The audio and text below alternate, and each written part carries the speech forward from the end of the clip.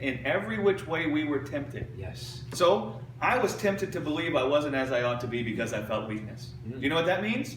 Jesus was tempted to believe that he wasn't as he ought to be because of the weakness he felt hanging on the cross. Right. I had succumbed to the temptation That's right. for a large part of my life. And because of that, I had done things to try to bring peace to my own soul. Right. Many different times in my life. And every time I did that, it brought forth more destruction. Right? Mm-hmm. But then, in Jesus, that's why Hebrews says, looking unto Jesus, the author and finisher of faith. Right. So, he's the author and finisher of the truth. He's the beginning and end of what is the truth. So, when Jesus was in weakness, that wasn't a sign he was not as he ought to be. Correct. So, looking unto Jesus, I see that faith in him, and it became my faith. And then that faith dwelled in me, and it brought forth rest in my soul when I felt weakness. Right? Yes. And so now the weakness no more felt like a sting. Right. It was no more like, oh man, what's wrong with me? I feel weak. I actually find myself rejoicing now when I feel weakness. Mm-hmm. Because I've come to the revelation that it's not a sign that God's far from me, this feeling of weakness. It's not a sign that I'm not as I ought to be, this feeling of weakness. And so what happens is I immediately engage with God. I see how braided together we are. And I find, man, all of a sudden I feel real strong. Strength returns. Joy returns. Right? Yeah. Peace and rest return in the soul. Yeah. But you didn't originate that. That came from the Father. No, I looked at Jesus. That's right. That's right. God come and asked me questions about my life. Uh-huh. And then he said, Greg, let us look at the life of Jesus and see if the things you're believing, let's see if we can find them in Jesus.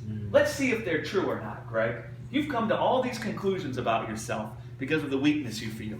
You come to all these conclusions because your soul feels subverted. You done run down the road a long ways with all your judgments about what all these things mean. Yeah. You know, Yeah. I was like Adam. I was running. And I found myself naked and afraid and ashamed. And God come and found me there and said, Greg, who told you that because you feel weak, that means you're not as you ought to be? Yeah.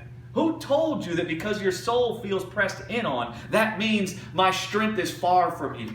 Who told you that this means you're in unbelief? Yeah. Who told you, Greg? And then I'm like, yeah, who told me? It wasn't God. Yeah, that's right. And then immediately God comes in and says, let us see whether your conclusions be true or not. Let us look at Jesus. Did Jesus ever feel weakness? Yeah. Did Jesus ever feel pressed in on? Yes. Did his soul ever feel subverted? Right. Yeah. All the answers to those questions were yes. Then God comes in with the next line. Well, was Jesus in unbelief, Greg? No. We know Jesus was without sin. Right. That means he was never in unbelief. Was Jesus not as he ought to be, Greg? No. Do you see how I couldn't find any of my conclusions in Jesus? Right. And so what God came and did, he come and did what a prophet does. He come and ripped up, tore down, and destroyed my conclusions because they never came from him. They came from below. And then he came and planted and built up the truth inside of me. Yes. And the thing he used to do that was Jesus. And he came, you ever notice like when you're in the middle of a hard time, sometimes it's hard to see things clearly? Yeah. Yeah, But absolutely. someone on the outside looking in can see more clearly. Have you ever noticed that? Because they're not on the inside.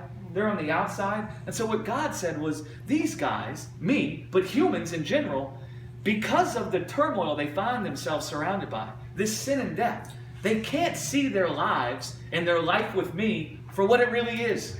And even though I come and tell them, they still can't see it. Right. So this is what I'm going to do. I'm going to send the Son. The Son's going to become a human being, and he's going to be incarnated into their life. And they're going to look on their life from the outside looking in. I'm going to come and show them their life and their life with me from the outside looking in so they can see it more clearly. So everything we were going through, everything that happened to us, happened to Jesus.